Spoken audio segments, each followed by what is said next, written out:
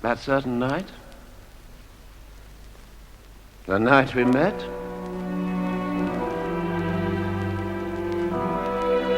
there was magic abroad in the air.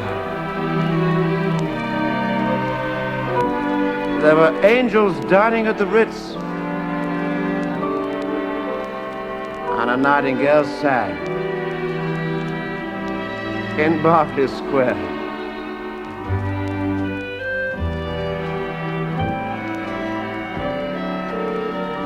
I may be right, I may be wrong,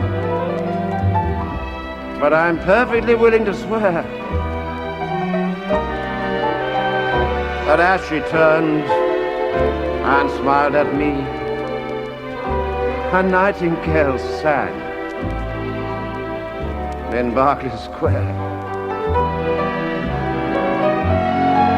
The moon that lingered over London town, poor puzzled moon, he wore a frown.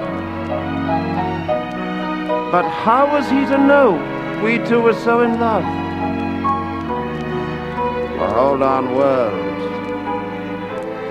was upside down. The streets of town were paved with stars. It was such a romantic affair.